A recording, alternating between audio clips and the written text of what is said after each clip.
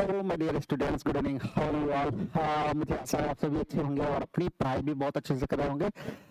2 दिन में बीच में आपकी क्लासेस जो है डिस्टर्ब रही हैं, एज यू नो कि बहुत सारी रिस्पॉन्सिबिलिटीज होती हैं जिनको करना भी होता है। तो आज हम अपनी क्लास में ये हमारा जो पेज का पूरा सेक्शन था एलटी ग्रेड के सिलेबस में जितने भी पेज थे उसको हम लोगों ने कवर कर लिया है। आज की ये जो क्लास है वो जितने भी आपके 11 पेज है उन पेज पे कुछ और इम्पोर्टेंट लाइन्स जो हैं, हालांकि हमने पढ़ाते समय कुछ इंपॉर्टेंट लाइन्स आपको जरूर बताई हैं। Opening and ending lines of the each act की ओपनिंग एंड एंडिंग लाइन्स, उसके साथ साथ कुछ इंपॉर्टेंट लाइन्स हमने जरूर बताए हैं, लेकिन कुछ और भी हम आपके लिए लेकर के आए हैं। लगभग कोशिश हमने करी है 15 से 20 इंपॉर्टेंट लाइन्स हर एक पेज से आपके लिए मैं लेकर के आया हूँ। तो आज ये जो टोटल 11 हमारे पेज हैं इनके सारे इंपॉर्टेंट लाइन्स को हम कवर करेंगे। आज हमारा ये ड्रामा सेक्शन पूरी तरीके से समाप्त हो जाएगा। उसके बाद हम लोग पूर्ण रूप से फिर चलेंगे और प्रोज का जो हमारा सेक्शन है जहां पर हम लोगों ने अभी तक बेकन को पढ़ा हुआ था, बेकन को हम लोगों ने कंप्लीट कर लिया है। उसके बाद हम लोग जोसेफ एडिसन, स्टीवन, लुकास, इन सबको एक एक करके पढ़ेंगे। तो चलिए let's begin the session for today. आज का जो हमारा सेशन है ये हमारा केवल और केवल बेस्ड है इंपॉर्टेंट लाइंस पर, और बहुत सारे लाइंस ऑलरेडी मैं आपको पढ़ा चुका हूं, तो आप साथ साथ में कमेंट भी करते रहेंगे, बताते हुए रहेंगे कि ये लाइंस आपको याद थे या नहीं याद थे, ये भी आप जरूर बताते रहेंगे। तो चलिए यहाँ पर हमने जो हमने आपको पढ़ाया था पेज में अगर देखें तो शुरुआत हम लोगों ने जो है विलियम शेक्सपियर महोदय से करी थी, और उसके बाद धीरे धीरे हम आगे गए थे और है अदना तक हम पहुंचे थे, गिरीश कर्नाड तक। इसमें हमने आपको उल्टे तरीके से जो है मतलब लास्ट से हमने पहले गिरीश कर्नाड से जो है इंपॉर्टेंट लाइन्स ली है, उसके बाद जो हमारे और पेज है ऑल माय सन्स है इन सबसे हमने लिया हुआ है। तो बिफोर वी स्टार्ट देखिए यहाँ पर हमारे कुछ स्टूडेंट्स भी हैं, तो लेट मी वेलकम देम। मैं उनको स्वागत तो उनका करूँ। जो हमारे स्टूडेंट्स देखिए यहाँ पर रोहित है, वैभव है, हेमलता, श्वेता एंड पूजा, चलिए एवरीवन गुड इवनिंग, सभी का स्वागत है। Voice is not clear, voice is not clear, okay, now tell me is it clear now, is it clear now, is it audible? कुछ समझ में नहीं आ रहा है sir, okay, just a minute, let me check it. Let me check it.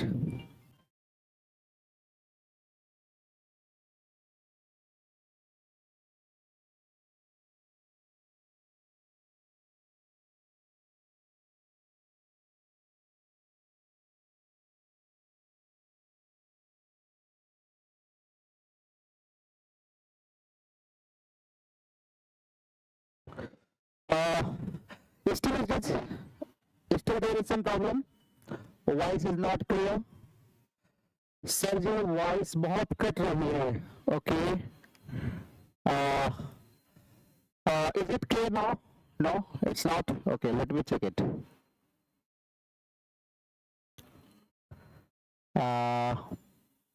I'm trying to check it. Just wait. Wait for a few minutes.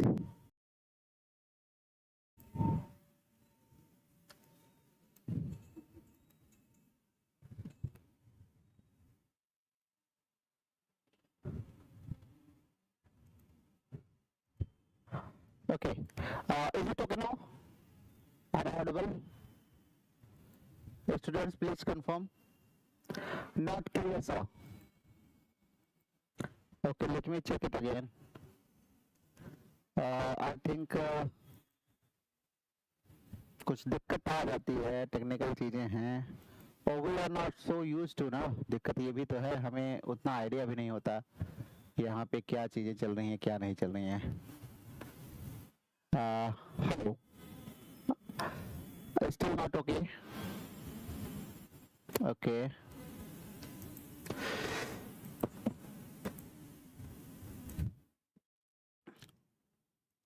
is it now clear? No?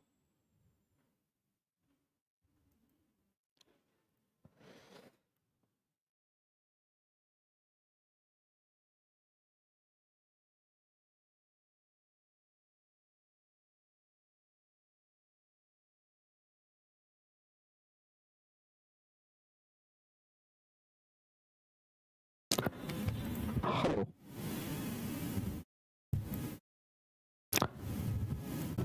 अभी अभी भी क्लियर है कि नहीं? So noisy, it's so noisy. Okay, not clear sir.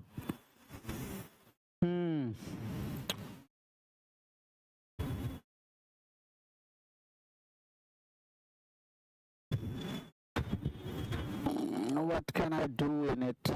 There is some technical issue, I think. I'm not able to get it.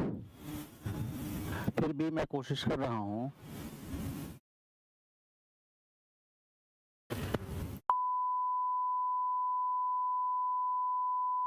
Still not.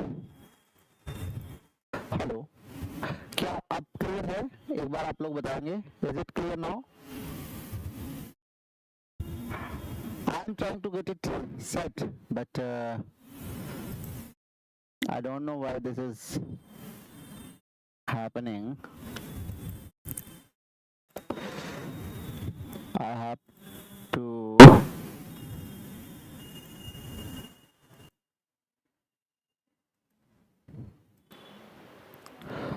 हाँ, अब बताएं, एक बार आप लोग बताएंगे क्लियर है? Is it clear now? Is it clear now?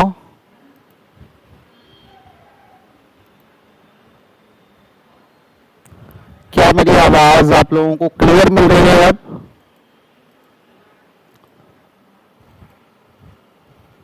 एक बार आप लोग कंफर्म करें, पहले से ठीक है? ओके, एक बार आप लोग कंफर्म करिए, फिर देखते हैं, क्लास को कंटिन्यू करते हैं, थोड़ा सा एडजस्टेबल हो जाए, उसके बाद फिर इसको देखेंगे क्या इसमें दिक्कत आ रही है। एक बार आप लोग क्लियर करिए कि हाँ अब कुछ हद तक काम चल जा रहा है या नहीं चल जा रहा है। No sir, no sir, not clear. Okay,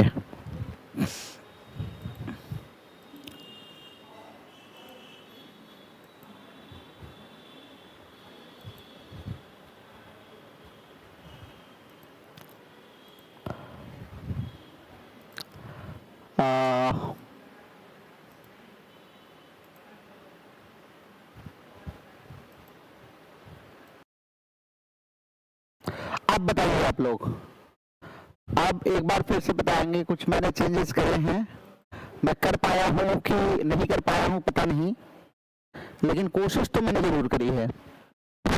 sound आ रही है बट क्लियर नहीं है, बिंदु जी कह रही हैं। ठीक है, एक बार मैं सिस्टम फिर से चेक कर ले रहा हूँ। आई थिंक, आई होप कि there might be some issue in the mic.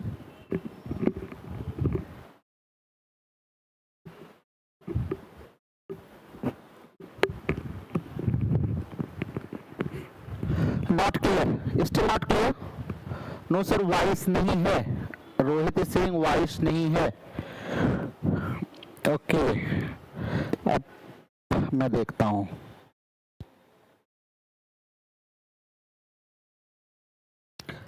अब आप लोग बताइएगा। हेलो, हाँ, क्या अब आवाज आ रही है?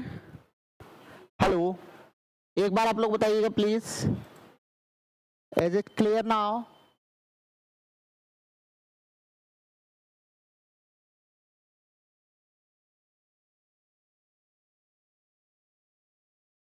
Without mike is clear? नहीं, आप मुझे सुन कैसे पाएंगे? बिना माइक के तो सुन ही नहीं पाएंगे।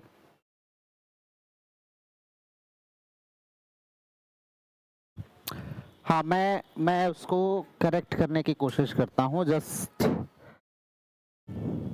Just minute.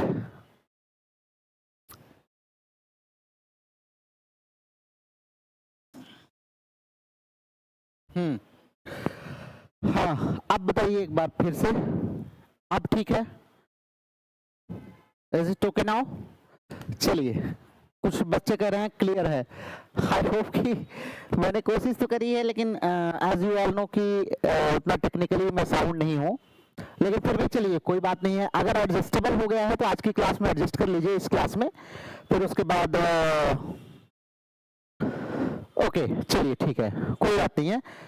कुछ बच्चों ने बता दिया है हाँ सर थोड़ा सा क्लियर हो गया है। चलिए, अगर थोड़ा सा क्लियर हो गया तो एडजस्ट कर लीजिएगा। चलिए हम लोग शुरुआत करते हैं, बहुत देर नहीं करते हैं। वैसे भी हम लोगों के टेक्निकल इश्यूज जो हैं 5-7 मिनट ऑलरेडी हम लोगों के ले चुके हैं ना।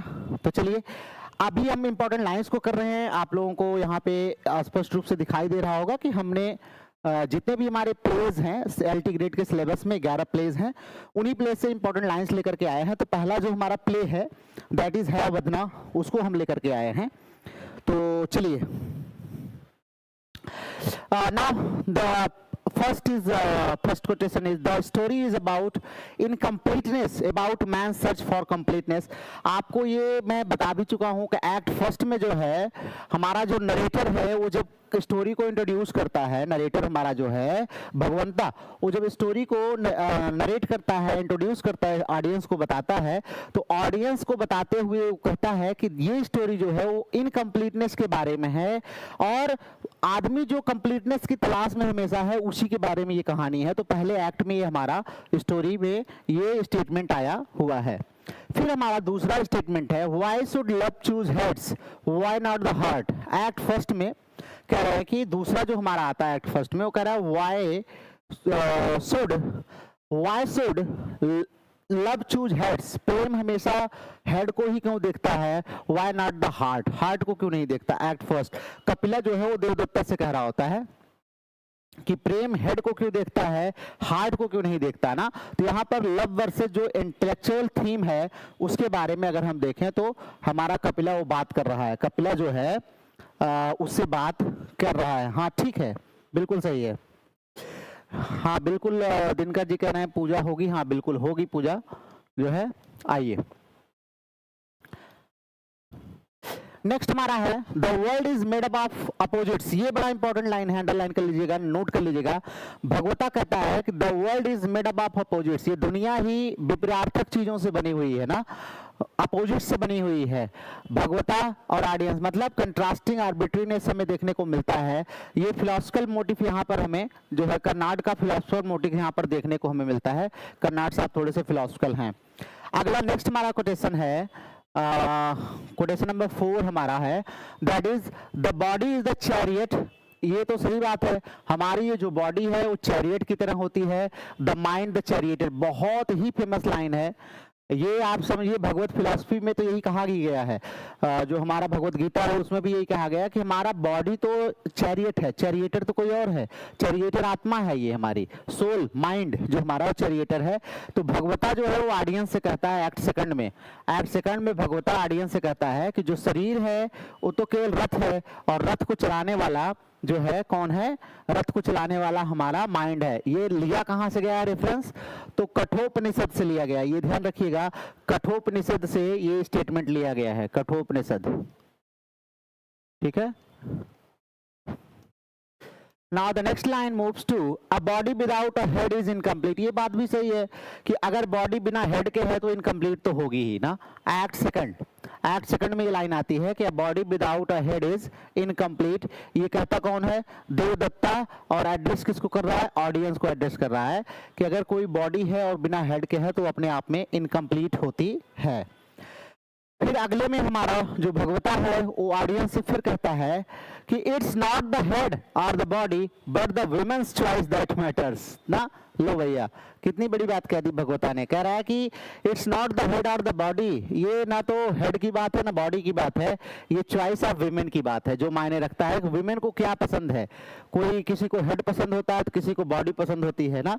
तो it's not about the head और बॉडी, कौन सुपीरियर है ये मायने नहीं रखता, मायने ये रखता है कि विमेन को पसंद क्या है, विमेन को पसंद क्या है। नेक्स्ट हमारा है Kapila's body has Devadatta's head. Second act में जब जो है हमारा हेड्स जो है वो ट्रांसपोज हो जाते हैं तो वहां पे ये कहती है कपिला का body has Devadatta's head but whose husband is he. लेकिन एक्ट सेकंड में वो कहती है पद्मिनी ऑडियंस से कि कपिला का बॉडी जो है उसके ऊपर तो देवदत्ता का जो है सिर हो गया है, लेकिन वो वास्तव में हस्बैंड है किसका ना। क्यों, क्योंकि अगर देखें तो दत्ता जो उसकी बॉडी है उससे तो उसको प्रेम ही नहीं है। तो ये बहुत ही इंपॉर्टेंट लाइन है, ध्यान रखिएगा, जो फिलॉसफी को दिखाती है। Next one is a human being is incomplete without the union of head and body. ये बड़ी इंपॉर्टेंट लाइन है, कपिला जो है वो पद्मिनी से जो है कहता है कहता है कि कोई भी इंसान जो होता है इनकम्प्लीट है अगर उसके अंदर हेड और बॉडी का यूनियन ना होना, उसके बिना इनकम्प्लीट है। और ये भी बड़ी इंपॉर्टेंट है, love is not bound by logic. प्रेम जो होता है वो तर्क से गवर्न नहीं होता, तर्क से गवर्न नहीं होता है, तर्क से बाउंड नहीं होता है। पद्मिनी कहती है कपिला से, पद्मिनी कपिला से कहती है कि love is not bound by logic, मतलब प्रेम में तर्क नहीं देखा जाता, तर्क से नहीं बंधा हुआ है प्रेम। Next one is man is condemn to incompleteness. इंसान जो है वो इनकम्प्लीटनेस से ही कंडेम्ड है ना।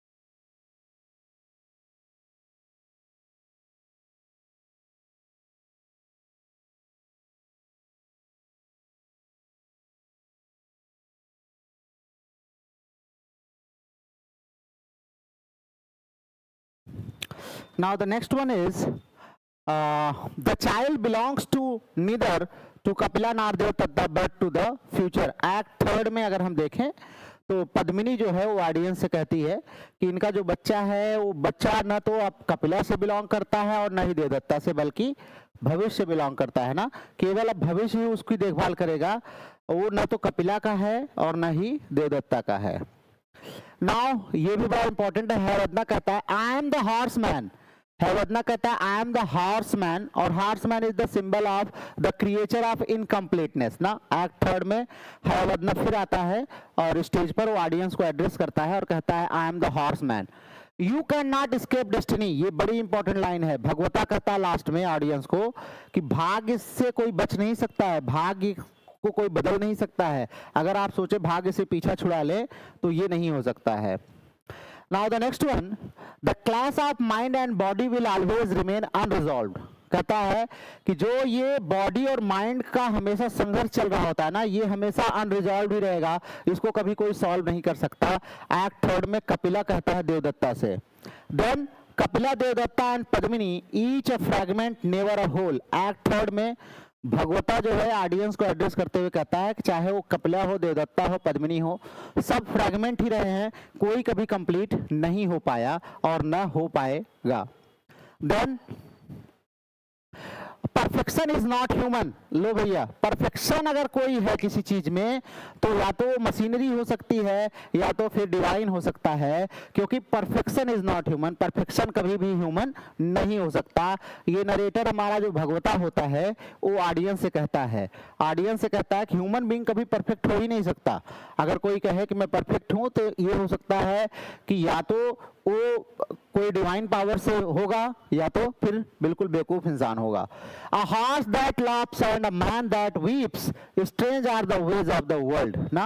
लास्ट में एक्ट 3 में हैवदना कहता है कि a horse that laughs, एक हॉर्स जो कि हंसता है और एक मैन जो कि रोता है ना, क्या स्ट्रेंज चीज है इस दुनिया की, क्या गजब की चीज है कि जिसको हंसना चाहिए वो रो रहा है, जिसको रोना चाहिए वो हंस रहा है। Then incompleteness is the essence of man. जो इनकम्प्लीटनेस है यही इसेंस ऑफ मैन है, अर्थात दुनिया में आदमी का सबसे बड़ा अगर कोई भी इसेंस है, सार है इस जीवन का, तो that is what, that is incompleteness. ये भगवता कहता है ऑडियंस से। Then this is the riddle of life. जीवन की यही पहेली है कि one can not be whole, कभी भी कोई व्यक्ति संपूर्ण नहीं हो सकता। यही जीवन की सबसे बड़ी पहेली है जो आज तक कोई सुलझा नहीं पाया है, नरेटर कहता है ऑडियंस से। देन Hayavadana laughs the loudest, for laughter too is incomplete.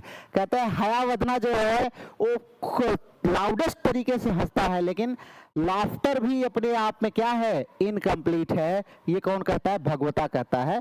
तो these are a few important lines taken from the play Hayavadana by Girish Karnad. तो इसको आप लोग देख लीजिएगा जरूर, 2-4 बार देखेंगे आपको लर्न हो जाएगा ना।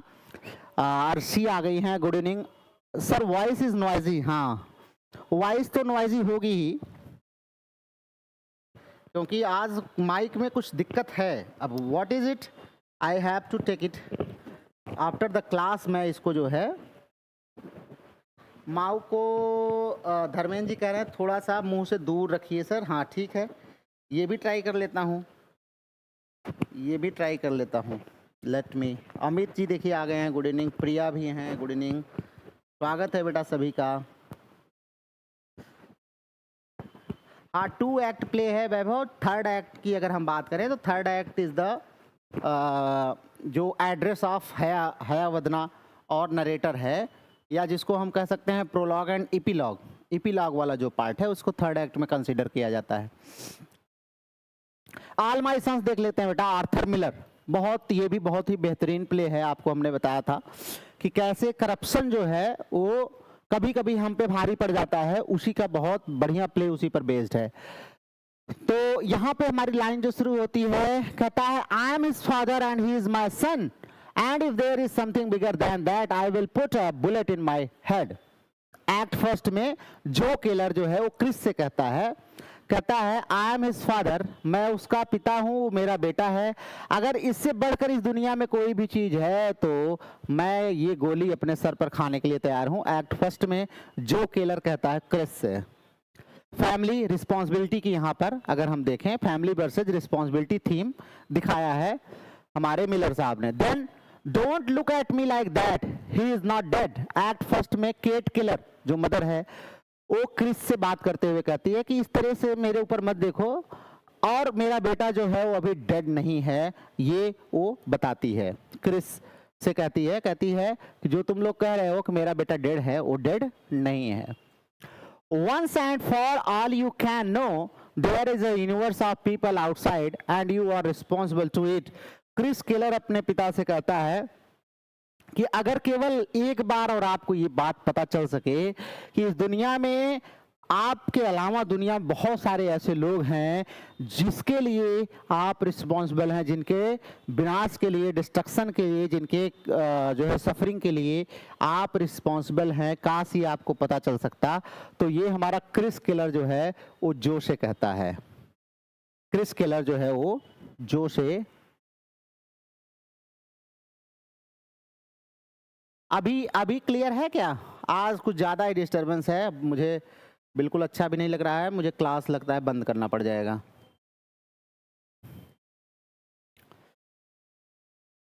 Now the next one, what the hell did I work for? That's only for you, Chris, for you। ना जब क्रिस बहुत ज्यादा गुस्सा है अपने पिता से तो कहता है what the hell did I work for? किस लिए मैं काम कर रहा हूँ, ये सारा बिजनेस, ये जो कभी कर रहा हूँ, नौकरी किसके लिए कर रहा हूँ? That's only for you, सिर्फ तुम्हारे लिए क्रिस, सिर्फ तुम्हारे लिए। Then you can be better, बहुत इंपॉर्टेंट लाइन है भाई, इसको नोट कर लीजिएगा, आपके एग्जाम में ये आने के चांसेस हो सकते हैं। You can be better, once and for all you can know, there is a universe outside you। पीछे लाइन आई थी यहाँ से, यही कहता है कि यू कैन बी बेटर, आप अच्छे हो सकते हैं, आप अच्छे इंसान हो सकते हैं, लेकिन अगर आपको ये ज्ञात हो जाए कि आपकी अपनी दुनिया, आपके अपने परिवार से हटकर भी एक दुनिया है, अगर ये आपको पता चल जाए तो आप शायद जो है एक अच्छे इंसान बन सकते हैं। Now next one is I know you are no worse than most men, but I thought you were better। ये भी हमारा क्रिस कहता है, अपने पिता से बहुत ज़्यादा गुस्सा है, कहता है मुझे पता है कि आप जो है दुनिया में बहुत सारे ऐसे जो इंसान हैं उनसे, मतलब कह सकते हैं यू आर नो वर्स, उनसे बहुत ज़्यादा आप खराब नहीं हैं, लेकिन आप और भी अच्छे हो सकते थे, मुझे ऐसा लगता है। There is nothing he could do that I wouldn't forgive because he is my son। कहता है जो है वो केट से, अपनी वाइफ से कहता है कि there is nothing he could do that, वो ऐसा कुछ भी नहीं है जो कर सके, आई वुडंट फॉरगिव ना, कि मुझे वो माफ कर सके। कौन? हमारा बेटा क्रिस जो है, क्योंकि वो मेरा बेटा है और उसी के लिए मैंने सब कुछ किया हुआ है।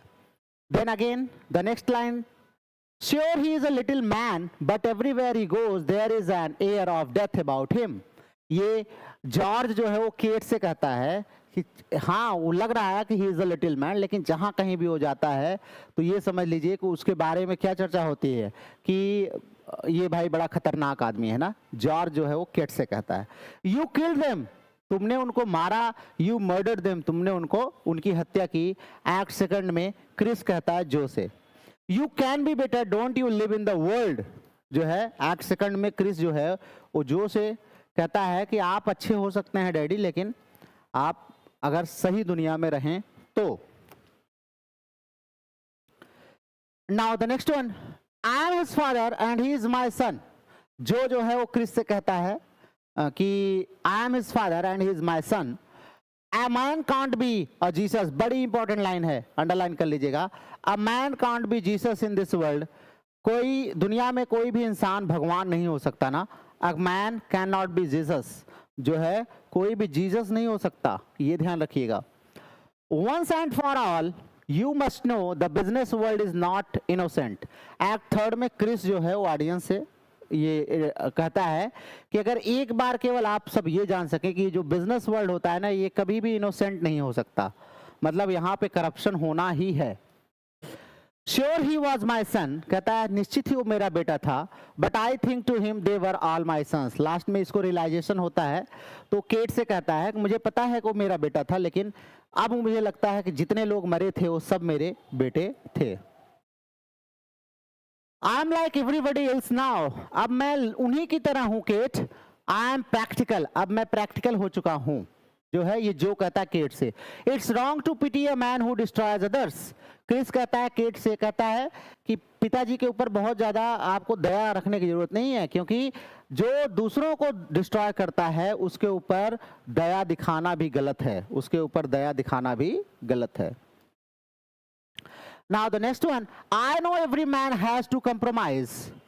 ये भी बड़ी इंपॉर्टेंट लाइन है, जो कहता है क्रिस से कि मुझे पता है कि हर एक इंसान को कंप्रोमाइज करना ही पड़ता है, एंड मैंने भी फैमिली के लिए अपने जो है कंप्रोमाइज किया। Sure he is dead but remember his name is not dead. Kate कहती है क्रिस से कि ये मानती हूं कि वो डेड है, लेकिन उसका नाम कभी भी डेड नहीं हो सकता। He will always remain my son, they were all my sons. ये तो आप जानते हैं, ये तो वैसे भी आप कैच कर लेंगे, जो है वो ऑडियंस से कहती है। नाउ द थर्ड प्ले हमारा जो है that is Hairy Ape Eugene O'Neill की, इसको हम लोग देखते हैं। I belong that's me, scene first में आता है, एक्ट में तो है नहीं, 8 सीन ही है इसमें। सीन फर्स्ट में आता है आई बिलोंग दैट्स मी ना। यांक जो है वो स्टोकर्स से, वहां पर और भी जो है स्टोकर्स, उनसे कहता है। Then sure I am part of the engines, ये भी इंपॉर्टेंट लाइन है। यांक जो है वो पैडी से कहता है, पैडी जो है एक बड़ा ओल्ड एजेड जो है स्टोकर्स है, उससे कहता है sure I am part of the engine. Then कहता है दिस इज मी, कहता है this is me steel smoke and डिनवाइस। कहता है यहाँ पर ये जो आपको ये फर्नेस में दिखाई दे रहा है, स्टोक्स में जो दिखाई दे रहा है ना, ये सब मैं हूँ, ये स्टील, ये स्मोक, इनवाइस जो है ये सब मैं हूँ। ये यांक कहता है स्टोकर से, यांक जो है वो स्टोकर से कहता है। फिर यांक यही नहीं रुकता, कहता है I am the fire that makes it run, मैं वही फायर हूं जो इस शिप को चलाता हूं। यांक जो है वो ऑडियंस से कहता है I ant on the earth, I am in the stoke hole, कहता है मैं अर्थ पर नहीं, मैं स्टोक होल में रहता हूं। यांक खुद से कहता है यू डोंट बिलोंग, ये बड़ी इंपॉर्टेंट लाइन है। मिल्ड्रेड जो है वो यांक से कहती है कि यू डोंट बिलोंग, बहुत ही इंपॉर्टेंट लाइन है, ध्यान रखिएगा। और ये उससे भी इंपॉर्टेंट है, Christ she called me a filthy beast. Scene fourth में जब मिल्ड्रेड जो है उसको देख करके बेहोश हो जाती है, बीस्ट कह करके, फिल्दी बीस्ट कह करके, और बाद में उसको बड़ा ह्यूमिलिएशन फील होता है यांक को, तो यांक स्टोकर से कहता है कि जीसस जो है क्राइस्ट, उसने मुझे क्या कहा, फिल्दी बीस्ट कहा। तो ये भी काफी इंपॉर्टेंट लाइन है। Then I am steel and steam, Yank खुद से कहता है सीन फोर्थ में, कहता है I am steel and steam. I can take the punch, I belong, जो है यांक जो है वो लॉन्ग से कहता है। लॉन्ग भी क्या है, लॉन्ग एक रिवोल्यूशनरी टाइप का आदमी है जो क्या करता है, यांक को भड़काता रहता है ना, स्टोकर्स में से एक है लॉन्ग। और ये बहुत इंपॉर्टेंट है, यांग खुद से कहता है वेयर डू आई बिलोंग, कहां से मैं बिलोंग करता हूं ना, I must find out. Identity crisis की बात करता है ना, यहां पर आइडेंटिटी क्राइसिस हमें देखने को मिलती है। Then I will get even with her kind at, कहता है I will get even with her kind at, कहता है कि उसने जो भी मेरे साथ किया है ना उसकी मैं बराबरी तो करूंगा, उसका हिसाब किताब चुकता तो जरूर करूंगा। यांग जो है वो लॉन्ग से कहता है।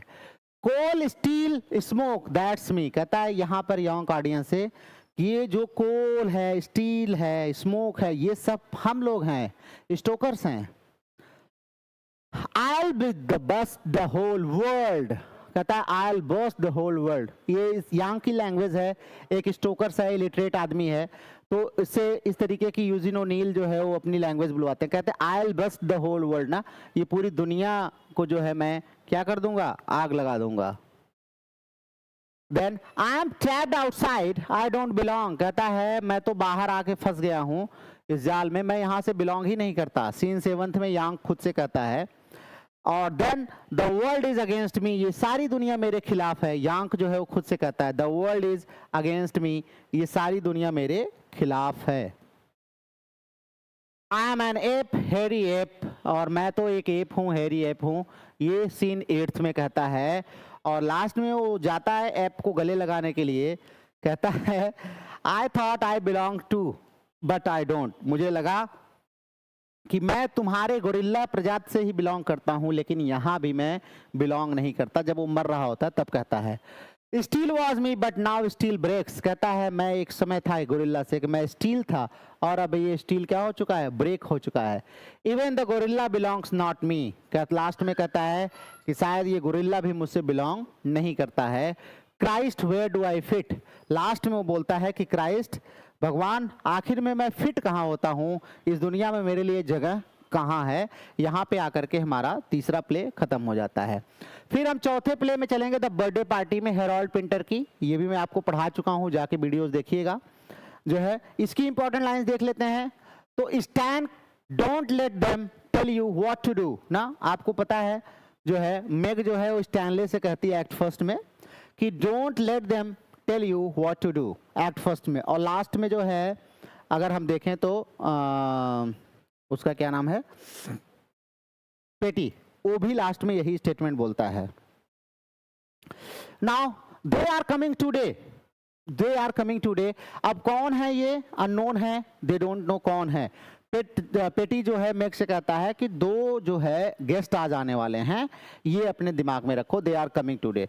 आई don't know what they are celebrating. Act first में स्टैनले जो है लुलू से कहता है, जब मतलब बर्थडे पार्टी का आयोजन किया गया है तो लुलू उससे पूछती है तो कहता है मुझे नहीं पता ये लोग किस चीज को सेलिब्रेट कर रहे हैं, मेरा तो कोई बर्थडे नहीं है।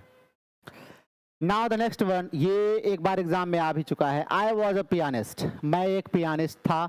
एक्ट फर्स्ट में स्टैनले, ये कई बार क्वेश्चन भी पूछा है, कई बार क्वेश्चन पूछा है कि इसमें जो हमारा स्टैनले हो उसका प्रोफेशन क्या रहा है। Don't you know you are a wash out, बहुत इंपॉर्टेंट लाइन है।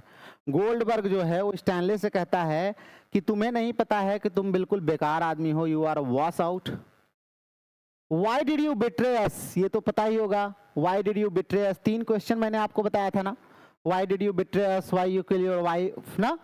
तो ये जो 3 क्वेश्चंस थे उनमें से एक क्वेश्चन ये था जो गोल्डबर्ग जो है स्टैनले से पूछता है कि तुमने हम लोगों को धोखा क्यों दिया।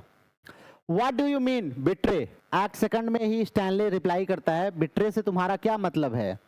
यू स्टिंक ऑफ सिन, बहुत इंपॉर्टेंट लाइन है। गोल्डबर्ग स्टैनले से कहता है कि तुम्हें देख करके ही तुम्हारे पास से पाप की बदबू आती है, मतलब you have done something wrong, तुमने कुछ गलत जरूर किया है, तुम्हारे पास से ही पाप की जो है स्टिंक है वो आती है। Why do you pick on me, Stanley जो है मैकन से कहता है कि तुम लोग भाई मुझे क्यों पकड़ के रखे हो, मेरे ऊपर क्यों चढ़ बैठे हो, मेरे ऊपर ही क्यों टूट पड़े हो। Stan you are dead, act second में कहता है स्टैन, मैकन कहता है अब तो तुम बचोगे नहीं, you are dead. Stan don't leave me, act second में मेग जो है वो स्टैनले से कहती है कि स्टैन डोंट लीव मी, मुझे छोड़ करके मत जाओ। Then you are a little boy, वही गोल्डबर्ग जो है स्टैनले से कहता है कि अभी तुम बच्चे हो, लिटिल बॉय हो, तुम्हें सब पता चल जाएगा आगे, जो तुमने कांड किया है उसका परिणाम तुम्हें जरूर मिलेगा। The drum beats louder and louder, ये बड़ी इंपॉर्टेंट लाइन है जो है, ये जो हमारा इम्प्रेशनिज्म होता है ना, एक्सप्रेशनिज्म की एक टेक्निक है ये। The drum beats louder and louder, where do I belong, हाँ ठीक है। Now the next one is stage direction है ये, the drum beats louder and louder. Stanley the car is waiting, act third Goldberg जो है वो पेटी से कहता है कि स्टैनले भैया चलो कार रेडी है, अब तुम्हारा टाइम आ गया है। Stan you can't leave today, Meg जो है स्टैनले से कहती है कि आज तुम यहां से जा नहीं सकते। Stanley can't answer you, Goldberg कहता है पेटी से कि आज स्टैनले तुम्हारी किसी बात का आंसर नहीं दे पाएगा। Don't let them tell you what to do, अब आ गया, पेटी जो है स्टैनले से कहता है कि don't let them tell what to do ना, ये ध्यान रखिए, बड़ी इंपॉर्टेंट लाइन है ये। उसके बाद स्टैनले फाइनली कहता है, स्टैनले डजंट नो, मैगन जो है गोल्डबर्ग से कहता है स्टैनले को शायद नहीं पता है हु वी आर, हम कौन हैं, एंड व्हाट क्राइम जो है he had done in the past. Now the next one, he has gone, act third में बहुत ही इंपॉर्टेंट लाइन है, मैग जो है पेटी से कहती है stand will be all right, पर लास्ट में पेटी कहता है कि स्टैन ठीक हो जाएगा, कोई दिक्कत नहीं है, ले गए हैं जो है बातचीत करके वापस कर जाएंगे, कोई समस्या नहीं होगी। इट सीम्स लाइक जस्ट कि वो लोग जो है इग्नोरेंट टाइप के हैं, बहुत ज़्यादा फर्क नहीं पड़ता है, यही तो अब्सर्डिटी है हमारी लाइफ की ना। Now the next play is justice, John Galsworthy की जस्टिस जो आपके सिलेबस में है उसको हम लोग देख लेते हैं। ये बड़ी इंपॉर्टेंट, इसमें एक से एक लाइन है जो कोटेशन आज बनी पड़ी है। Crime is only a disease, ध्यान रखिएगा भैया, बड़ी इंपॉर्टेंट लाइन है। कॉक्सन जो होता है वो फाल्डर से कहता है crime is only a disease, ये जो क्राइम है, अपराध है ना, ये एक रोग है, ध्यान रखना, और कुछ नहीं है इससे ज्यादा। Then I can't bear it any longer, Falder कहता है रूथ से ना, रूथ से कहता है तुम्हारी ये स्थिति देख करके अब मुझसे बर्दाश्त नहीं होता, आई can't bear it any longer. Forgery is forgery, ये भी बड़ा इंपॉर्टेंट लाइन है। जेम्स हाउ जो है वो कॉक्सन से कहता है कि फोर्जरी तो भैया फोर्जरी होती है, चाहे 1 रुपए की करो चाहे 1000 की करो, forgery is forgery. He is not a criminal, he is weak, ये वाल्टर हाउ जेम्स हाउ से कहता है, थोड़ा डिफरेंट करता है, कहता है वो क्रिमिनल नहीं है बल्कि एक कमजोर इंसान है जो मदद करने के चक्कर में फंस गया है। और ये सबसे इंपॉर्टेंट अभी तक की लाइन है, the law must take its course, कानून तो अपना काम करेगा ही भैया, ये ध्यान रखना। The law must take its course, बहुत ये सब आजकल फ्रेजेस जो है कॉमन हो चुके हैं, ये सब यूज करते हैं, the law must take its course, ठीक है। जज जो है वो कोर्ट में कहता है आई फोर्ज इट फॉर हर सेक, यहां पर वो अपने आप को डिफेंड करता है, कहता है कि मैंने ये जो है उसके लिए किया, उसकी सुरक्षा के लिए किया, उसको बचाने के लिए किया। फाल्डर जो है वो जज के सामने प्ली करता है।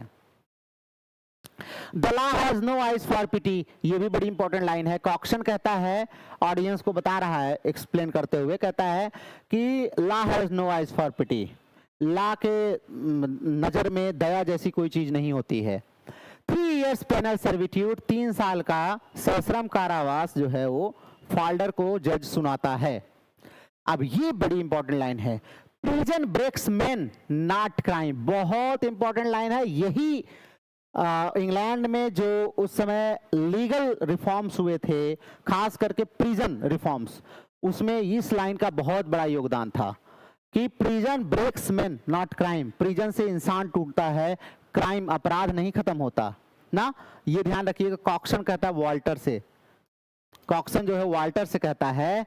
फिर प्रिजनर जो है वो फाल्डर से कहते हैं, जब वो जाता है तो कहते हैं प्रिजन इज हेल, प्रिजन कैसा है, नर्क है। We are treated like beast, हमारे साथ जानवरों की तरह व्यवहार किया जाता है। Solitary confinement eats into the soul, और ये जो सॉलिटरी कन्फाइनमेंट होता है ना, खास करके उस समय जो डेथ्स के लिए स्पेशली जो है सॉलिटरी कन्फाइनमेंट किया जाता था, पनिशमेंट जो दी जाती थी, वो कहता है कि ये आत्मा को खा जाता है, इंसान की आत्मा मर जाती है इससे। And this line is also very important, the man is punished beyond his crime. वो कॉक्शन जो है वो देखें तो थोड़ा सा फाल्डर को लेकर के थोड़ा सा उसके मन में कहीं ना कहीं पिटी है। वो कहता है वाल्टर से कि इस आदमी को जितना उसने अपराध किया था उससे ज्यादा कहीं जो है इसको दंड मिला हुआ है। Next, we must protect society, हमें सोसाइटी को प्रोटेक्ट करना चाहिए, हमारी ये जिम्मेदारी है, जेम्स हाउ कहता है वाल्टर से। What of the individual, what of the individual, Walter how कहता है जेम्स हाउ से ना, ये दोनों पार्टनर रहते हैं। हाँ, ये इंपॉर्टेंट लाइन है, कहता है जस्टिस इज ब्लाइंड, न्याय अंधा होता है, कॉक्सन जो है वो ऑडियंस से कहता है। ही इज ब्रोकन, वह टूट चुका है, रूथ जो है वो कॉक्सन से कहती है। और फाल्डर इज डेड, लास्ट में ये तो सबको पता है, वार्डर आके बताता है फाल्डर जो है मर चुका है, justice has killed him, justice ने उसको मार दिया है। मतलब ये न्याय की जो हमारा न्याय का सिस्टम है जस्टिस का, इसने जो है उसको मार दिया है। और next one is law and justice are not the same, law और जस्टिस जो है वो सेम नहीं होते हैं। यहां पर आकर के हमारा ये प्ले समाप्त हो जाता है। ठीक है, now the next play is, हमारा जो अगला प्ले है दैट इज, अगला प्ले हमारा है arms and the man by GB Shaw, arms and the man by GB सा।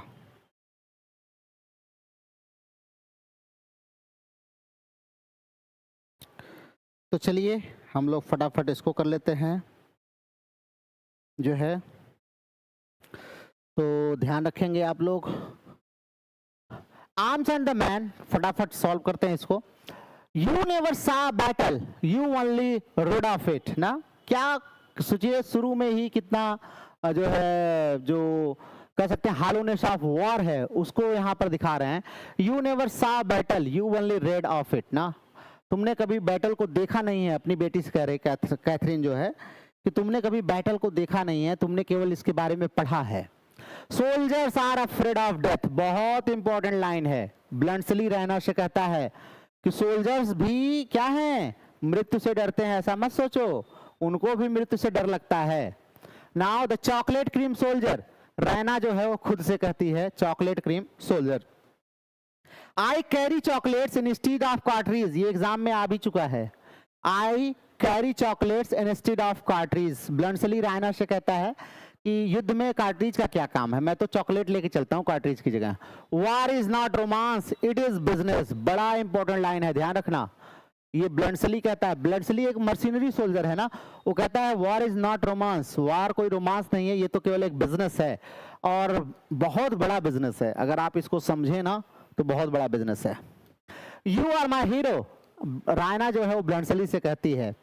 Now the next is the noble and heroic Sergius, act second में Catherine जो है वो रायना से कहती है कि जो सर्जियस है वो नोबल है और हीरोइक है। अब ये बड़ी इंपॉर्टेंट लाइन है, soldiering is the cowards art, act second में सर्जियस जो है वो लूका से कहता है कि जो सोल्जरिंग होती है ये कावर्ड का आर्ट है ना, ध्यान रखना, बहुत इंपॉर्टेंट लाइन है। और ये भी बड़ी इंपॉर्टेंट लाइन है, सर्जियस कहता है the higher love is a very fatiguing thing, बहुत इंपॉर्टेंट लाइन है, ये जो बड़ी बड़ी प्रेम की बातें होती हैं ना, सर्जियस कहता है ये क्या है, बहुत ही उबाऊ चीजें होती हैं। A man who has been in the battle does not swagger, bluntly जो है वो सर्जियस से कहता है कि जो आदमी युद्ध में खूब लड़ा होता है ना वो डींगे नहीं मारता, स्वैगर नहीं करता। My one ambition is to get out of the army, Bluntschli Catherine से जो है कहता है मेरा तो एक ही उद्देश्य है कि कब मेरा आर्मी से पीछा छूटे, मुझे युद्ध न करना पड़े। Now the next one, the world is not romantic, it is practical, Bluntschli जो है रायना से कहता है एक्ट सेकंड में। And I am half dozen different women, बहुत इंपॉर्टेंट है, रायना ब्लंटली से कहती है कि I am half a dozen different women, ठीक है, मतलब मेरे अंदर 6 से अधिक अलग अलग प्रकार की औरतें मेरे अंदर बिलोंग करती हैं। You are not a hero, you are a man, Raina Bluntschli से कहती तुम कोई हीरो नहीं हो, तुम एक इंसान हो। The chocolate soldier has won, chocolate soldier जो है वो जीत जाता है, ये कैथरीन लास्ट में बोलती है सभी से। Soldiering is the coward's refuge, ये भी आया है, सर्जियस जो है वो ब्लंटली से कहता है लूका से तो कुछ और कहता है, यहाँ पे कह रहा है soldiering is the coward's refuge. Soldiering जो होता है वो कावर्ड का रिफ्यूज होता है, एक शरण स्थली उसकी होती है। I am a free woman, लूका जो है सर्जियस से कहती है, ध्यान रखना ये विमेन एम्पावरमेंट की बात हो रही है यहाँ पर। I am a free woman, upliftment की बात हो रही है यहाँ पर। सोल्जर्स आर ओनली ट्रेड्समैन, जो सोल्जर्स होते हैं ब्लंटसली कहता है सर्जियस से, वो केवल बिजनेसमैन है जो है और ट्रेड्समैन है। I M Swiss, I fight for money, ये भी एक बार एग्जाम में आ चुका है। मैं एक स्विस हूं और मैं केवल पैसे के लिए लड़ता हूं। War is not noble, it is folly, और ये तो आप जानते ही हैं, ब्लंटसली ऑडियंस से कहता है वार नोबल ओबल नहीं होता, ये फॉली है केवल। हमें मूर्खता में नहीं जीना चाहिए, जो हम एक रोमांटिक इमेज बना करके रखते हैं वार के बारे में, ऐसा कुछ नहीं है। Now the next play is all for love bye John Dryden. इसको भी हम लोग फटाफट देख लेते हैं। हाँ हाँ, चॉकलेट सोल्जर का बिल्कुल वेलकम है, बिल्कुल। हाँ चलिए, ये भी बड़ी बड़ी इंपॉर्टेंट प्ले है, ध्यान रखिए। आई am not Antony, I am but man. Act first में एंटनी जो है वेंटिडियस जब आता है उसको समझाने के लिए, तो उससे कहता है कि मैं एंटनी नहीं हूँ, बस मुझे अब यहाँ पर एक आदमी की तरह समझो जो अपनी प्रेमिका के चक्कर में फंसा हुआ है। किंगडम्स आर क्ले, बहुत इंपॉर्टेंट लाइन है। एंटनी क्लियोपेट्रा से कहता है तुम्हारे आगे ना मेरी क्लियोपेट्रा, ये राज्य क्या है, ये सब मिट्टी है, धूल है तुम्हारे चरणों की, और कुछ नहीं है। इटर्निटी इज आवर्स, ये इतनी फेमस लाइन है भाई, क्लियोपेट्रा एंटनी से कहती है इटर्निटी इज आवर्स, मतलब the love has given the eternity ना, जो हमको दिया है यही हमारा है और बाकी कुछ भी नहीं है। I M past redemption, Antony कहता है वेंटिडियस से कि I M past redemption. Egypt is all the world, Antony कहता है क्लियोपेट्रा से अब मेरी सारी दुनिया तो केवल इजिप्ट, इजिप्ट मतलब क्लियोपेट्रा है यहाँ, ध्यान रखना। Egypt is all the world, मेरी सारी दुनिया तो क्लियोपेट्रा है और कोई नहीं है, क्लियोपेट्रा है। ड्यूटी कॉल्स बट लव इंस्लेव्स, बहुत फेमस लाइन है, नोट कर लेना भैया, रट लेना। वेंटिडियस कहता है एंटोनियो से कि ड्यूटी तो कॉल करती है ना, लव तो गुलाम बना लेता है, इंस्लेव कर लेता है, दास बना लेता है, और तुम दास बन चुके हो, तुम खत्म हो जाओगे। I am no Roman now, और एंटनी कहता है वेंटिडियस से अब मैं कोई रोमन ओमन नहीं रह गया, अब तो मैं इजिप्ट का हो गया।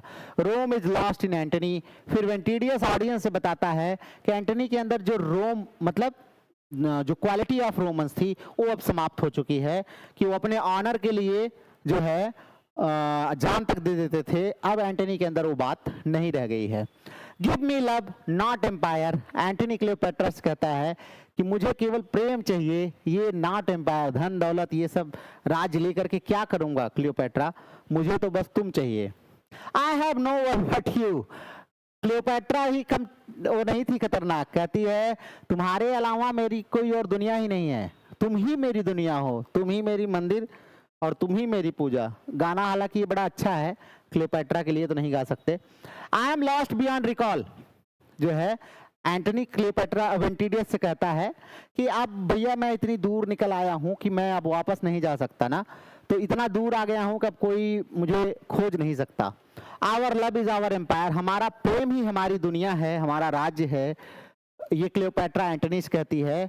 आई am no more a soldier, अब मैं कोई सोल्जर नहीं रहा, एंटनी जो है वेंटिडियस से कहता है। लव कॉन्कर्स एंटनी, प्रेम ने जो है वो एंटनी पर कब्जा कर लिया है, जीत लिया एंटनी को। द वर्ल्ड वेल लॉस्ट, ध्यान रखना ये पूछता है, इंपॉर्टेंट है, किसने कहा है the world well lost, Antony ने क्लियोपेट्रा से। ये इंपॉर्टेंट क्यों है आपको पता है, क्योंकि ये सब टाइटल है हमारे प्ले का। और ये लेट रोम इन टाइबर मेल्ट, ये तो बड़ा इंपॉर्टेंट है ही, एंटनी क्लियोपेट्रा में आया हुआ है। लेट रोम इन टाइबर मेल्ट, एंटनी कहता है जो है कि रोम ओम को सबको जलने दो भाई, हमसे क्या मतलब है। Eternity is ours not empire, ये इटर्निटी ही हमारी दुनिया है, न कि ये संसार जो है एम्पायर, क्लियोपेट्रा कहती है। I die for love not duty, Antony Cleopatra कहता है मैं प्रेम के लिए मरता हूं न कि ड्यूटी के लिए। और ये बड़ी इंपॉर्टेंट लाइन, क्लियोपेट्रा कहती है love and death are twins, प्रेम और मृत्यु दोनों क्या हैं, जुड़वा है ना, मतलब अगर लव आपको मिला है तो डेथ भी मिलेगा, डेथ मिला है तो मतलब आपको लव मिला है। We are united in death, और मृत्यु में ही हम एक हो पाएंगे फिर से, ये एंटनी जो है कहता है, और इसकी डेथ हो जाती है। Now next play is every man in his humour. Ben Jonson का प्ले है, बड़ा इंपॉर्टेंट ये भी प्ले है। He that will swear will die. Act first, scene first में जो नॉवेल है वो ब्रेन वॉर्म से कहता है ही दैट विल swear, जो कसम खाता है ना मतलब वो झूठ बोलेगा। कितनी बड़ी चीज है, प्रैक्टिकल वाली चीज है। Humour is the mistake of the age, humour और कुछ नहीं है, एज की मिस्टेक है केवल, ये भी नॉवेल बोलता है ऑडियंस से। There is no greater folly, बहुत इंपॉर्टेंट लाइन है, there is no greater folly than being wise too soon. कह रहे हैं कि इससे बड़ी कोई फॉली ही नहीं हो सकती कि आदमी बहुत जल्दी बुद्धिमान बन जाए, वाइज बन जाए ना। ये स्टीफन जो है वो कॉब से कहता है, स्टीफन कॉब से कहता है there is no greater folly than being wise so soon. बड़ा इंपॉर्टेंट लाइन है, उसको रट लेना। देन ये भी बड़ी इंपॉर्टेंट लाइन है, ignorance is a kind of happiness, अज्ञानता भी एक प्रकार की प्रसन्नता है। ये भी बड़ी इंपॉर्टेंट लाइन है, स्टीफन जो है वो ऑडियंस से कहता है। My humour is to be ever pleased, ये मैथ्यू जो है वो बोबाडेल से कहता है my humour is to be ever pleased. और ये भी बड़ी इंपॉर्टेंट लाइन है, courage is but a cloak for cowardice, बहुत इंपॉर्टेंट है। करेज कुछ भी नहीं है, केवल ये जो कायर हैं उनके लिए गाउन की तरह है करेज, और कुछ भी नहीं, करेज जैसी कोई चीज नहीं होती है। ये बोबाडेल मैथ्यू से बोलता है। Now a coward is the most dangerous man, ये भी बड़ी इंपॉर्टेंट लाइन है। डाउन राइट जो है काइटली से कहता है कि जो कावर्ड होता है वो सबसे खतरनाक व्यक्ति होता है। And now the next one is I am jealous beyond measure, ये कई बार लाइन एग्जाम में आ चुकी है। काइटली जो है कॉब से कहता है कि I am jealous beyond measure, मतलब मेरे अंदर कितनी जेलस है ये मैं इसको आप मेजर नहीं कर सकते। Suspicion is the disease of marriage, ये भी बड़ी इंपॉर्टेंट लाइन है। कॉब कहता है काइटली से कि सस्पिशन जो होता है ये मैरिज में एक डिजीज की तरह होता है, अगर आपने शक किया तो आपका समझिए सत्यानाश है। The humour of jealousy devours me, जो है काइटली जो है वो खुद से कहता है कि ह्यूमर ऑफ जेलसी जो है वो मुझे डेवर कर जाता है। A gentleman should not swagger, ये तो आप जानते ही होंगे, जो है ये बड़ा ही फेमस लाइन है। A gentleman should not swagger, novel जो है वो एडवर्ड नॉवेल से कहता है, जो मतलब फादर हैं वो सन से कहते हैं कि जो जेंटलमैन होते हैं वो कभी डींगे नहीं मारते, स्वैगर नहीं करते। आई विल बी, ये भी बड़ी important line, I will be brilliant in words, कहता है वर्ड्स में मैं बहादुर रहता हूं, इफ नॉट इन डीड्स, अगर कार्यों में नहीं रह सकता तो कम से कम अपने शब्दों से तो मैं बहादुर बन ही सकता हूं। I fear no man but myself, बड़ी इंपॉर्टेंट लाइन है। एडवर्ड नॉवेल जो है वो नॉवेल से कहता है कि मैं केवल अपने आप से डरता हूं और किसी से नहीं। This humour of boasting is ridiculous, ये जो है डाउन राइट ऑडियंस से कहता है कि ये जो बोस्टिंग का ह्यूमर है ना ये रिडिकुलस होता है। और ये बड़ी इंपॉर्टेंट लाइन है, my humour is honesty, act fourth में डाउन राइट जो है काइटली से कहता है कि my humour is honesty. Now the again Kitely कहता है I am done by suspicion, I am undone by suspicion. और jealousy makes a man his own jailer, बहुत ही इंपॉर्टेंट लाइन है, ध्यान रखिएगा। डेम काइटली कहती है काइटली से कि जो जेलसी होती है ना ये एक इंसान को उसका खुद का जेलर बना लेती है, मतलब जेलसी के कब्जे में इंसान खुद ही आ जाता है और वो अपना जो है नुकसान कर बैठता है। Humours are but disease of the mind, ये भी बड़ी इंपॉर्टेंट है। जस्टिस क्लेमेंट जो है लास्ट एक्ट में बोलते हैं कि जो ह्यूमर होता है ये कुछ भी नहीं है, ये डिजीज ऑफ द माइंड है। And now the last two quotations, the law shall cure your humour, जो ये भी जस्टिस क्लेमेंट काइटली से कहते हैं कि लॉ जो है वो तुम्हारे ह्यूमर को ठीक कर देगा। Every man must know his humour, और यहीं से हमारा टाइटल बना है every man must know his humour. Act fifth में जस्टिस क्लेमेंट बोलते हैं ऑडियंस से, और यहाँ पे आके प्ले एंड हो जाता है। Now the next play is the merchant of Venice, William Shakespeare महोदय की है। बड़ी इंपॉर्टेंट लाइन यहाँ पर भी है, आपको दी गई है। पहली लाइन है in sooth I know not why I am so sad, यहीं से ओपनिंग ही होती है। ओपनिंग लाइन में भी हमने बताया है एंटोनियो जो है वो सोलानियो से कहता है कि मुझे समझ नहीं आ रहा है कि मैं आज दुखी तो हूं, क्यों हूं पता नहीं। माई purse, my person, my extremist means lie all unlock two your occasions. Antonio जो है बेसानियो जब उससे कहता है कि यार पोर्सिया की एंगेजमेंट होने वाली है, मैं सोच रहा था जा करके मैं भी कुछ अपना प्रयास करूं। तो कहता है कि मैं क्या करूं तुम्हारे लिए एंटोनियो जो है, तो कहता है मेरी कुछ मदद कर दो। तो वही के कहता है कि मेरा पर्स, मैं, मेरा जो कुछ भी है सब तुम्हारा ही है बेसानियों, मैं तुम्हारे लिए इस मौके पर जो कुछ भी मेरा है वो मैं सब तुम्हें देने के लिए तैयार हूं। I will buy with you, sell with you, talk with you, but I will not eat with you। बहुत इंपॉर्टेंट लाइन है। ये दिखाता है क्या? ये दिखाता है जेविस और हमारे जो क्रिश्चियंस हैं उनके बीच की राइवलरी को दिखाता है कि कितनी ज्यादा राइवलरी है इनके बीच में। कहता है मैं तुम्हारे साथ खरीदारी करूंगा, बेचूंगा, मतलब बिजनेस करूंगा, व्यापार करूंगा, बातचीत करूंगा, लेकिन मैं तुम्हारे साथ कभी खा नहीं सकता। मतलब I can not be your brother, मैं तुम्हारा कभी अपना नहीं हो सकता, ये ध्यान रखना। साइलाक जो है वो बेसानियों से कहता है। और ये सबसे इंपॉर्टेंट अभी तक की लाइन है, the devil can site scripture for his purpose. बहुत ही इंपॉर्टेंट लाइन है। एंटोनियो जो है वो बेसानियों से कहता है साइलाक के बारे में कि ये जो राक्षस व्यक्ति है ना साइलाक, ये स्क्रिप्चर को भी अपने हिसाब से क्या करेगा, अपने पर्पस के हिसाब से साइट कर सकता है। और ये तो सब लोगों ने पढ़ा होगा, आजकल कॉमन जो है इडियम है, all that glitters is not gold. जितना सब कुछ चमकता है वो सब सोना नहीं होता। मोरोको जो है ये खुद से कहता है all that glitters is not gold. Did I deserve no more than a fool's head. Arragon जो है वो खुद से कहता है कि did I deserve no more than a fool's head. क्या मैं एक मूर्ख से ज्यादा कुछ भी नहीं हूं।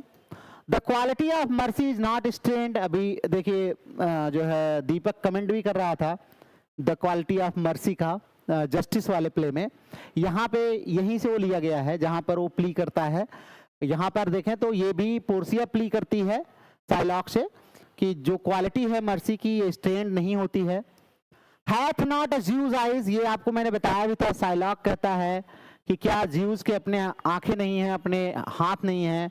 सुलानियों और सलारियों से कहता है if you prick us do we not bleed. अगर तुम मुझे चोट पहुंचाओगे तो क्या हमें खून नहीं निकलेगा, तुम हमको काटोगे तो हमें खून नहीं निकलेगा। साइलॉक जो है वो ऑडियंस से कहता है the pound of flesh which I demand of him is dearly bought. Act 4 में साइलॉक जो है ड्यूक के पास जब मैटर जाता है ट्रायल सीन में, तो वो कहता है कि जो पाउंड ऑफ फ्लेश मैंने उनसे मांगा है वो बहुत ही महंगा है, इतना आसान नहीं है। अर्थात जितना पैसा मैंने दिया है वो बहुत महंगा है उसके लिए।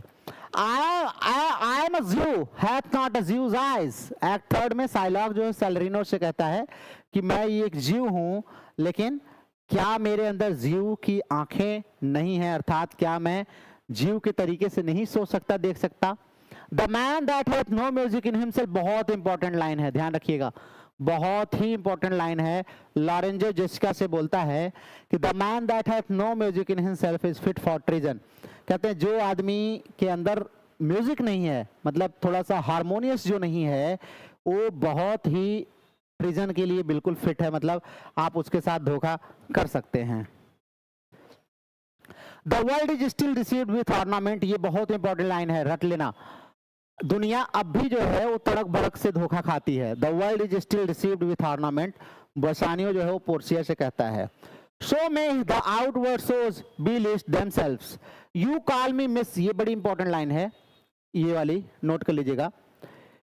साइलॉक कहता है you call me misbeliever, cut throat dog and spit upon my Jewish gaberdine. बहुत इंपॉर्टेंट लाइन है जो है ये साइलॉक जो है वो एंटोनियो से कहता है। जब एंटोनियो हेल्प के लिए जाता है ना तो बहुत बुरा भला कहता है तुम तो मुझे मिस बिलीवर कहते हो, कट थ्रोट डॉग कहते हो, मेरे ऊपर थूकते हो तुम लोग। हाँ, let me have judgment and the Jew his will. Act 4 में एंटोनियो जो है ड्यूक से कहता है कि ठीक है महाराज आप ऐसा करिए, जजमेंट दीजिए, ज्यू ने जो विल में लिखा है उसको लेने दीजिए। डेनियल कम टू जजमेंट, बड़ी इंपॉर्टेंट लाइन है। साइलॉक जो है वो कोर्ट में जो है कहता है डेनियल कम टू जजमेंट। और लास्ट में अगर देखें तो ये है I am content so he will let me have the ring. Act 4 में ग्रेसानियो जो है वो बेसानियो से कहता है। और now that last two quotations, sweet Bassanio my husband whom I love so dear। Act 3 में पोर्सिया बेसानियो से कहती है। और ये सबसे इंपॉर्टेंट अभी तक की लाइन है, all debts are clear between you and I. Act 4 में एंटोनियो और बेसानियो के बीच में बात होती है कि हमारे तुम्हारे बीच जो भी था सौदा अब सब कंप्लीट हो गया है। Now next play is the 12th night, Shakespeare का 12th नाइट है, हम इसको करेंगे, उसके बाद फिर हम लोग आगे बढ़ेंगे। तो आइए देखते हैं। 12th नाइट आपको पता ही है, हमारा जो ऑर्सिनो है इसी से शुरू करता है। If music be the food of love play on ना, एक्ट फर्स्ट सीन फर्स्ट में ऑर्सिनो जो है वो म्यूजिशियंस वहां हैं उनसे कहता है। और ये भी बड़ी इंपॉर्टेंट है, conceal me what I am. Act first में वायला जो है वो कैप्टन से कहती है कि मुझे बताओ, मुझे डिस्गाइज करना है, conceal me what I am. I am all the daughters of my father's house and all the brothers too. बहुत इंपॉर्टेंट लाइन है, वायला जो है वो आर्सिनो से कहती है कि I am all the daughters of my father's house and brothers too. और ये भी बड़ी इंपॉर्टेंट लाइन है, better a witty fool than a foolish wit. बहुत इंपॉर्टेंट लाइन, फिस्टे जो है ओलिविया से कहता है, एग्जाम में आया हुआ लाइन है, better a witty fool than a foolish wit. Make me a willow cabin at your gate, ये भी बड़ी इंपॉर्टेंट लाइन है, वायला जो है वो ओलिविया से कहती है कि make me a willow cabin at your gate. और ये लाइन तो आप सबको पता है, मालवोलियो जो है वो लेटर में पढ़ता है, some are born great, some achieve greatness and some have greatness thrust upon them. तो बहुत ही इंपॉर्टेंट है, ये ध्यान रखना, रट लेना।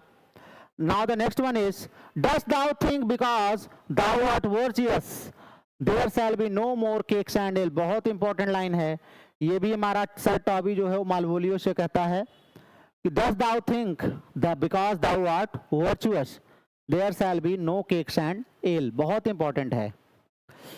I will be revenged on the whole pack of you। बहुत इंपॉर्टेंट ये भी लाइन है, मालवोलियो जो है वो कहता है लास्ट में निकलते समय, कहता है मैं तुम सबसे बदला लूंगा बेटा, चिंता ना करो। अंतिम में सबसे लास्ट की लाइन है, disguise I see thou art of wickedness. ये वायला जो है हर सेल्फ खुद से कहती है कि disguise I see thou art of wickedness ना।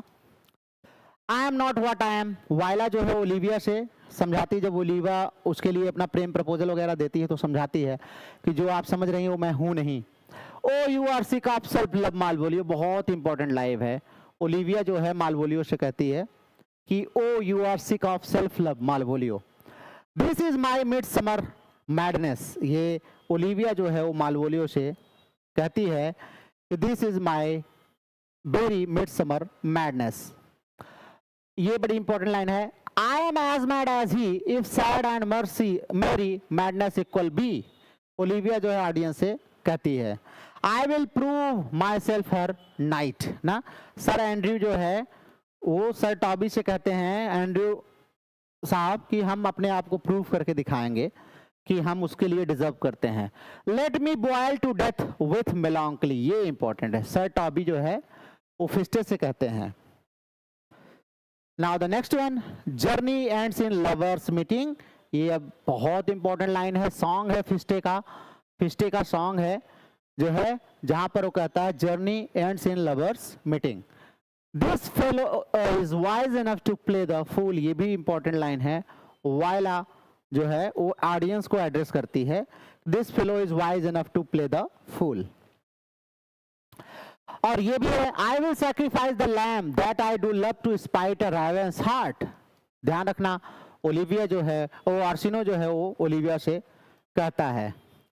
And now the second last, a sentence is but a cheveril glove to a good wit. Feste Viola से कहता है, दस द रिगलिंग of time brings his in his revenges. Feste जो है वो Malvolio से कहता है। ये हमारी कुछ इंपॉर्टेंट लाइंस थी जो आप 2-3 बार देख लेंगे तो बहुत सारी लाइंस तो बड़ी कॉमन हैं, लेकिन फिर भी यहाँ पर दी गई हैं क्योंकि कॉमन लाइंस भी आपके एग्जाम में आने के चांसेस रहते हैं, ऐसा नहीं कि अलग से ही पूछे। And now the last play, Macbeth by William Shakespeare, इसको हम लोग कर लेते हैं।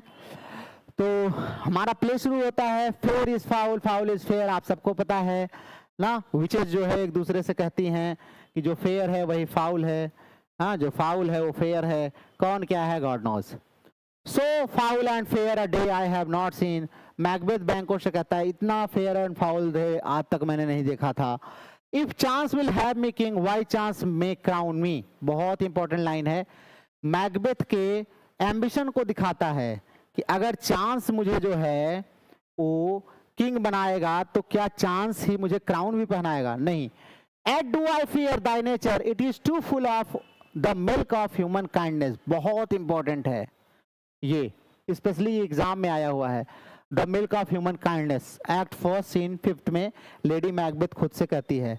और ये तो शायद हमें लगता है बहुत ही अभी तक की बेहतरीन लाइन है, जहां पर लेडी मैकबेथ कहती है look like the innocent flower but be the serpent under it ना। इनोसेंट फ्लावर दिखो मैकबेथ, लेकिन उसके अंदर क्या बनो? सरपेंट बनो। और आज सारी दुनिया ऐसी ही है, बाहर से दिखती इनोसेंट फ्लावर है लेकिन अंदर से है कूड़ा। Is this a dagger which I see before me, Macbeth खुद से कहता है कि जो ये डैगर है जो मैं देख रहा हूं। स्लीप नो मोर, ये भी इंपॉर्टेंट लाइन है। Macbeth does murder sleep, Macbeth hallucinate करता है और लेडी मैकबेथ से कहता है कि sleep no more, Macbeth does murder sleep.